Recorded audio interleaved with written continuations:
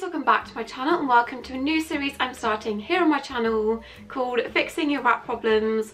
Unless I come up with something better in the next few days, that is what this series is going to be called. So essentially this is going to be very similar to my reacting to your rat cages, reacting to your mouse cages, and I probably will do a mouse version of this very soon, but I just wanted a way for you guys to send in your problems and a way for me to get around to answering them. I get so many comments, DMs, questions on a daily basis, and I just can't physically answer all of them, unfortunately, so I really needed a way to interact with you guys and get around to answering some of your questions, your problems, your issues you're having with your rats. But I also wanted it to be a way that everyone else could also learn from this, and possibly your problem might also pop up whilst I'm answering other people's questions, so hopefully you guys enjoy this. I will be doing a few more episodes of this as well, so if you want to enter your submissions, details of how to do that are in the description. I think as well I might try to mention a few topics in a video depending how long it gets. If one topic is very demanding, that might be the entire topic for the whole video, but I will put some timestamps of the general issues down below just in case you want to search them and skip to a specific thing. So before we get started, I just wanted to make a few disclaimers. I am by no means an expert, and I'm not sitting here claiming to be an expert, so please take what I say with a pinch of salt. This is just my personal opinions, my personal advice, based on years of experience with rats and years of doing research on them and learning as I go. Secondly, I am not a vet. I'm not going to be answering any serious medical health problems. Some of these emails, as the series goes on, may have been in my inbox for weeks, and obviously I can't get around to answering every single one of them, so please don't send in any urgent medical issues. I'm not going to be answering them. I can give advice on basic things, but mostly I'm just going to tell you to go straight to the vets, and that's always going to be my advice. Thirdly and lastly, I can't get around to answering every single email. I think within the last couple of days of me announcing this, I've had about 100 emails just in the Gmail for the submissions, so I can't answer every single one unfortunately, but I will try to make it as varied as possible just to cover as many bases as I can, but I will be saving some of them for a future video. But you're more than welcome to send in yours just in the off chance that I can get around to doing it. Okay, so I've got my laptop here, I'm ready to go, and I'm going to start with the first submission from Finland. So the email says, I have 3 boys, Cujo, Chucky and Church, and for the last 4 months I've had a problem with them destroying their cage. I've tried my best to give them as much enrichment as possible and have been giving them more free roam time, but it hasn't helped. The only time they don't destroy the cage is when they're eating, sleeping or out of the cage for playtime. They get about 1 to 3 hours of free roam every day. Okay, so taking a look at the pictures, I can see you've got a plastic base in the cage, and I can see the damage the boys have started doing to this. Unfortunately, rats can sometimes be chewers of plastic, especially if they're looking for something specific to do and they're looking to exhibit a certain behaviour. They are going to chew the plastic. They can do this in this type of cage or a completely plastic based one. My biggest recommendation for this is take the plastic out or switch cages to a completely metal cage. So looking at your actual setup, I think it's really good. You do have a nice big active setup. I do spot a foraging wheel, so you do have lots of foraging things for them. I just think one of the biggest opportunities you can give your rats to entertain them and stop them from targeting other areas of the cage to destroy is going to be to transform that whole bottom section into a substrate. I know it's difficult, but you are probably going to have to work out some sort of alternative to cover where they're chewing, which is the plastic base, and also give them more foraging and enrichment opportunities. Giving them bedding and a deep layer of bedding in the base will keep them entertained for such a long time and hopefully stop them wrecking the rest of the cage. Having a big deep layer of bedding to dig around in is so important. I always see my rats picking up pieces of the bedding, chewing this, spitting it out, so they spend so much time in the actual bedding itself chewing this.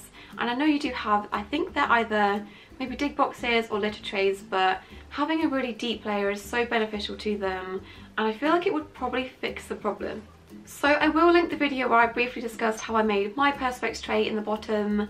Also, if you don't have access to perspex in Finland, I'm not sure, you could also just buy a massive big storage tub. Possibly they are going to still chew this, but it is going to allow them to have a nice deep big area of bedding, and if they do destroy this, it's going to be probably cheaper to replace than the entire cage if they carry on wrecking it. So hopefully that would solve the problem if you can either make them a perspex tray and give them so many more enrichment opportunities with the bedding itself, or just try to buy some sort of pre-made box or storage box to put in that section. Otherwise, I think everything else you're doing right by them. You're giving them plenty of time outside of the cage. You're also giving them plenty of other things they can chew on. It does look like your boys are chewers. They've chewed the lava ledge and some of the chew toys, so I think it's just about redirecting their attention. You could also get a big dig box, put that specifically over the area they tend to chew the most, fill that with things like shredded cardboard, big pieces of cardboard, hide treats in this, and they should hopefully redirect their attention to chewing other things and spending their time on that, rather than wrecking your rat cage. But I wish you luck if you make a few changes, play around with a few different setups, and hopefully that should fix the problem. So sorry if you can hear Crumble crashing around in the background, but he is having the best time, and who would I be to stop him from doing that? So if you hear banging in the background, that's just Crumble wrecking the entire room, but we're just going to ignore it. So the next email says, I've had a problem with them since I got them. The brown one, Nala, keeps biting the white one, Lara. I know when she does it because the white one keeps squeaking every time she gets nibbled. They're both female and coming about a year old. There's been one injury where there was a bit of blood near an eye, but since then, no more injury, just squeaking. I know you don't have female rats, but I hope you can help me. So there's a few things to unpack here. I think the injury you mentioned was likely a one-off. These things can happen really easily, especially around the face area. Sometimes rats can get a little bit carried away, and they can also accidentally scratch each other, so I wouldn't worry too much about that one injury.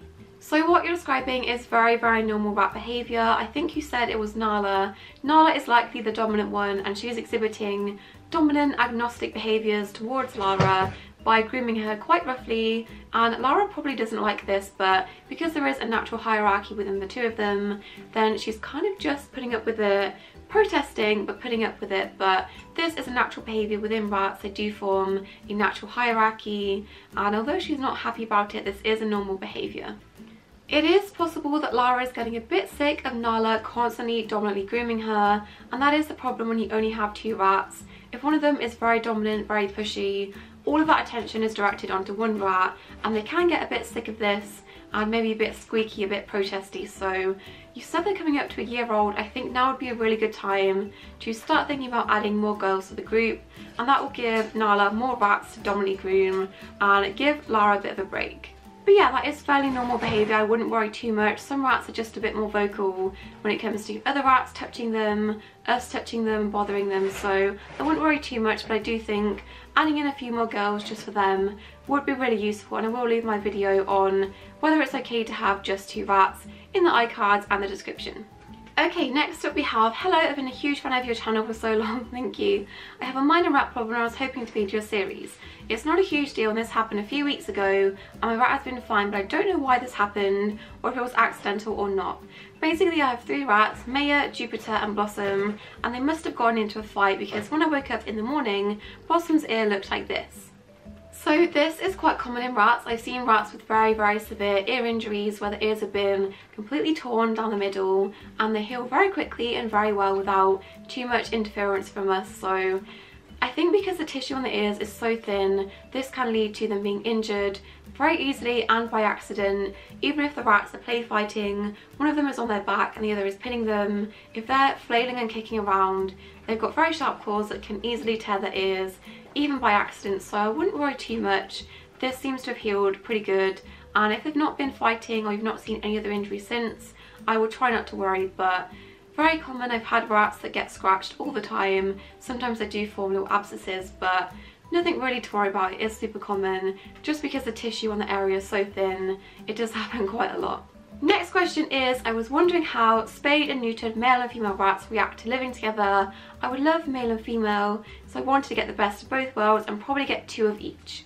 So yes, you can house males and females together as long as either the females are spayed or the males are neutered. You don't have to do both, but sometimes neutered male rats, even after they've been neutered, are still very aggressive to other males, and housing them with females is going to be the best option. There are people out there that are very, very against convenience neutering just because you want to have a mixed group, but you can do this, it is possible, and as you mentioned, getting two of each is going to be the best option because I see a lot of people making the mistake of getting a male baby and a female baby and then having to wait weeks, months for them to be big enough and old enough to be neutered or spayed, and obviously it's not good for them to be living alone, but also baby rats have to have same age company, so I see people doing that quite a lot, which is really not good for either of the rats to be living alone until they can be put together, just because someone wants to have a male and a female. Always good to have 2 of each, neuter both, spay both, and then put them together. It is of course worth mentioning that any surgery on a rat is going to be hard for them, and they might possibly not make it through that, so something to weigh up whether you want to put them through that just to have a mixed group, or if you want to try to find already neutered or spayed rats to house with unspayed or unneutered males. Try to find rats that are already neutered and need a home and need to live with females. I think that's also a really good option and saves you having to pay for 4 lots of surgeries or 2 lots of surgeries and then possibly not making it through it. Okay, last question. I'm going to make this the last one because I feel like this is getting a bit long, and I will save the rest of these for a future version of this series and also any more you guys send in. But it says, I was wondering if it's okay for me to feed my rats a seed mix, or would you recommend doing something a little different? Also, can we cut rat nails and what would I need to use? Thank you and have a great day. So starting with the first part of the email, you can feed your rats a seed mix, but you can't just feed rats seeds. Seed mix do make it part of the actual mix, and I do have a video called Rat Diet 101. I recommend watching that to see all of your options, and also watching my video where I make my rat mix. That does include a seed mix, but there's so many other components to a rat's diet. They need protein, they need carbohydrate sources and things like that, so not just seeds. That's not going to be a balanced diet for them, but they can have seeds as part of their mix. And then the last part of that question, can we cut rat's nails? Yes, if your rat's nails are particularly long or scratching you can cut them. I have got a video on how to easily do this in the iCards and the description, but to do this all you need is either human nail scissors, baby nail clippers. You can also buy pet specific ones. I do sell nail clippers for rabbits, rats, other small pets on my store, but anything like this works fine. And if you want to know more details how to do this, I have got a video on my channel already, so hopefully that will be helpful for you. But yeah, that is it for today's video. I hope you guys are excited for this new series. If you do want to send in your questions or submissions, please go to the details in the description and you might get your problem and your pictures featured in the next episode. But for now, it's goodbye from me and Humbug. Don't forget to subscribe and we'll see you in our next video. Bye!